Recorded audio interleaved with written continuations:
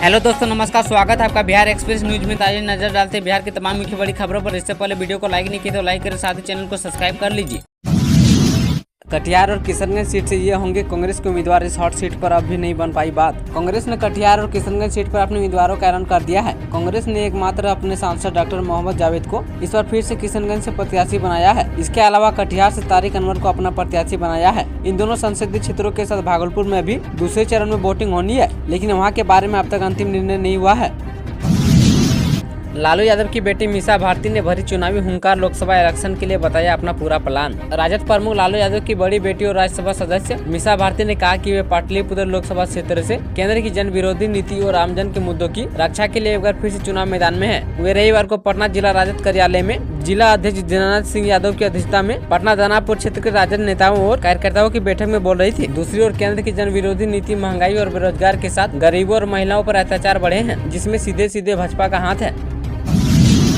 First division से पास हुए बिहार के 4.5 लाख स्टूडेंट 82.91 रहा परिणाम। बिहार बोर्ड ने पिछले साल की तरह इस बार भी 31 मार्च को 10वीं परीक्षा का इस बार 82.91% छात्र छात्राओं ने बाजी मारी है। 16 लाख से अधिक छात्र छात्राओं ने परीक्षा दी थी, जिसमें से 4.5 लाख छात्रों ने प्रथम श्रेणी में सफलता हासिल की है। वहीं 5 लाख से अधिक छात्रा द्वितीय श्रेणी में सफलता हासिल की है। 4 अप्रैल को बिहार में चुनावी बिगुल फूकेंगे पीएम मोदी, इस सीट से भरेंगे हुंकार। प्रधानमंत्री नरेंद्र मोदी 4 अप्रैल को बिहार में जमुई संसद क्षेत्र से राजग के लिए लोकसभा चुनाव प्रचार का आगाज करेंगे। मोदी की सभा में मुख्यमंत्री नीतीश कुमार, उप मुख्यमंत्री सम्राट चौधरी एवं विजय सिन्हा के अलावा बिहार राजग के सभी शीर्ष नेता मंच पर उपस्थित रहेंगे। इसके अलावा पूर्व मुख्यमंत्री जीतन राम मांझी एवं रालोमो प्रमुख उपेंद्र कुशवाहा के साथ बिहार राज्य के कई और वरिष्ठ नेता जमुई की सभा को संबोधित करेंगे। उल्लेखनीय कि जमुई से लोक जनशक्ति पार्टी के प्रमुख चिराग पासवान ने अपने बहुनयी अरुण भारती को प्रत्याशी बनाया है। अरुण भारती जमुई से पत्र दाखिल कर चुके हैं। बिहार में गर्मी को लेकर मौसम विभाग की ओर से आया लेटेस्ट अपडेट जानिए। पटना सहित प्रदेश में रविवार से हवा के रूप में बदलाव हो गया है। सोमवार से हवा की रफ्तार में वृद्धि हुआ है। वायुमंडल के निचले सतह पर पूर्वा हवा चल रही थी, लेकिन दोपहर से शुष्क उत्तर पश्चिम हवा चलने लगी, जिसके प्रभाव से सुबह के समय लोगों को गर्मी से राहत मिलेगी। लेकिन दिन के पारा में क्रमिक बढ़ोतरी होने के कारण गर्मी बढ़ेगी। पर्वतीय इलाकों में पश्चिमी विक्षोभ के कारण कुछ जगहों पर बारिश के साथ बर्फबारी हुई है। इसी कारण हवा के रूप में बदलाव हुआ है, जिस कारण सुबह के समय गर्मी से लोगों को राहत मिलने के आसार है। पप्पू यादव अब लालू के भरोसे नामांकन की तारीख बढ़ाकर राजद अध्यक्ष से की अपील। जन अधिकार पार्टी का विलय करवाकर कांग्रेस में शामिल हुए पप्पू यादव ने नामांकन पर्चा दाखिल करने की तारीख में बदलाव कर दिया है। पप्पू यादव अब 2 अप्रैल की जगह 4 अप्रैल को अपना नामांकन पर्चा दाखिल करेंगे। सूत्रों का कहना है कि पप्पू यादव अभी कांग्रेस के सिंबल का इंतजार कर रहे हैं। साथ ही पप्पू यादव राष्ट्रीय जनता दल के सुप्रीमो लालू यादव से भी पूर्णिया सीट पर विचार करने की अपील कर रहे हैं। उन्हें अब भी उम्मीद है कि उनकी बात मान ली जाएगी। चुनाव आयोग ने ले लिया बड़ा एक्शन। बिहार के 237 नेता नहीं लड़ सकेंगे चुनाव। चुनाव आयोग ने चुनाव लड़ने वाले कई नेताओं को काली सूची में डाल दिया है। काली सूची में डाले गए नेताओं ने चुनाव आयोग को चुनाव के दौरान किए गए खर्च की कोई जानकारी नहीं दी है। कानून कहता है कि लोकसभा और विधानसभा समेत किसी भी तरह का चुनाव लड़ने वाले प्रत्याशियों को चुनावी खर्च का हिसाब चुनाव आयोग को देना अनिवार्य है। अगर प्रत्याशी चुनावी खर्च का हिसाब नहीं देते हैं तो आयोग उनके चुनाव लड़ने पर रोक लगा सकता है। चुनाव आयोग ने चुनाव का खर्च नहीं बताने वाले बिहार के 237 पूर्व प्रत्याशियों को काली सूची में डाल दिया है। अब ये नेता किसी भी स्तर का चुनाव नहीं लड़ सकते हैं। बिहार में मंत्रियों को मिला सरकारी बंगला, जाने किस पते पर कौन गया। बिहार में नई सरकार बनने के करीब 3 महीने बाद अब जाकर मंत्रियों को सरकारी बंगला अलॉट कर दिया गया है। भवन निर्माण विभाग ने मंत्रियों के बीच आवास का आवंटन किया है। पूर्व उप मुख्यमंत्री तेजस्वी यादव एक बार फिर से एक पोलो रोड स्थित नेता प्रतिपक्ष वाले बंगले में शिफ्ट होंगे। वहीं 5 देश रत्न मार्ग अब मुख्यमंत्री सम्राट चौधरी का नया पता होगा। लालू यादव के बड़े बेटे तेजप्रताप यादव का पता भी बदल गया है। तेजप्रताप यादव को भी 3 ईस्टर्न रोड का अपना पुराना बंगला छोड़ना होगा। यह बंगला बिहार के दूसरे उप मुख्यमंत्री विजय सिन्हा को मिला है। घर में घुसकर नाबालिग बच्ची के साथ किया दुष्कर्म। महिला थाना की पुलिस ने नाबालिग बच्ची के साथ दुष्कर्म करने के मामले में मामला दर्ज होने के चंद घंटे में ही एक आरोपित को गिरफ्तार कर लिया है। कामतौल थाना क्षेत्र निवासी आरोपित पर नाबालिग बच्ची के घर में घुसकर जबरन दुष्कर्म का आरोप था। घटना को अंजाम देने के बाद वो फरार हो गया। मामले की जानकारी बच्ची ने अपनी मां को दी। मां ने गाँव के लोगों को घटना के विषय में बताया और गाँव में पंचायत भी हुआ, लेकिन आरोपित के परिजनों ने पंचायत मानने से इनकार कर दिया। बच्ची के साथ शनिवार को उसकी मां महिला थाना पहुंचकर घटना की जानकारी दी है। महिला थाना अध्यक्ष आरती कुमारी ने बताया कि आवेदन मिलते ही मामला की जानकारी सदर एसडीपीओ टू ज्योति कुमारी को दी गई। सदर एसडीपीओ के निर्देश पर महिला थाना अध्यक्ष पुलिस बल के साथ पहुंचकर आरोपित को गिरफ्तार कर लिया है। पुलिस के द्वारा गांव में पूछताछ की गई तो किसी ने भी पंचायत में शामिल होने की बात नहीं स्वीकार की है। थाना अध्यक्ष ने बताया कि उसे न्यायिक हिरासत में भेज दिया गया है।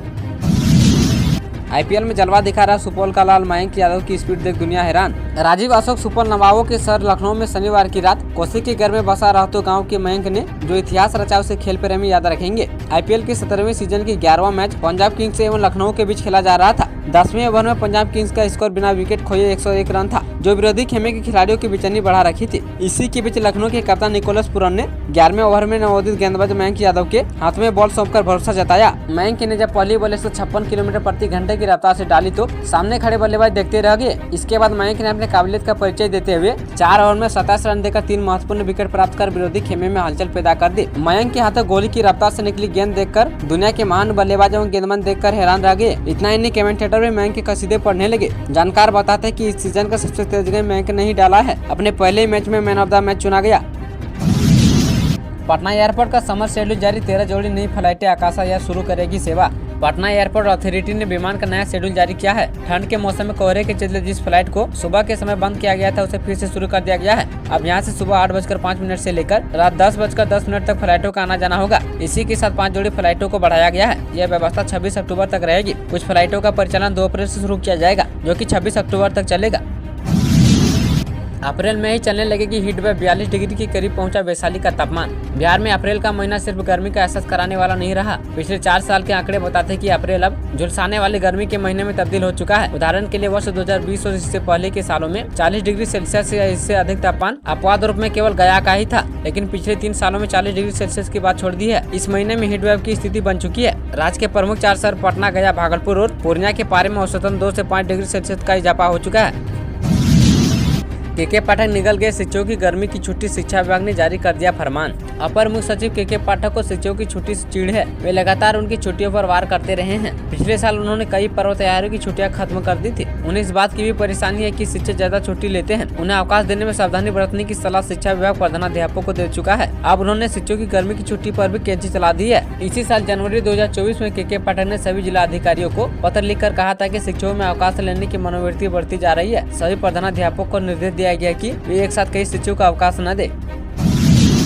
1 अप्रैल से स्कूलों में बदल जाएगा सब कुछ, शिक्षकों के लिए आ गया नया फरमान। 1 अप्रैल से सभी सरकारी विद्यालयों में नया शैक्षणिक सत्र प्रारंभ हो रहा है। इसी दिन से शिक्षा विभाग विद्यालय के गहन निरीक्षण का कार्यक्रम बना चुके हैं। शिक्षा विभाग का हर कर्मी किसी न किसी पंचायत में पहुंचकर कम से कम 5 विद्यालय का निरीक्षण करेंगे। विद्यालय का निरीक्षण सुबह 9 बजे से लेकर शाम 5 बजे तक होगा। डीओ कुंदन कुमार ने बताया कि सभी कर्मियों को जाँच वाला विद्यालय और पंचायत आवंटित कर दिया गया है। 1 अप्रैल से सभी कर्मी जाँच कर इसकी रिपोर्ट करेंगे। समय पर विद्यालय नहीं पहुँचने वाले शिक्षकों पर कार्रवाई की जाएगी। साथ ही समय से पहले विद्यालय छोड़ने वाले पर भी कार्रवाई की जाएगी।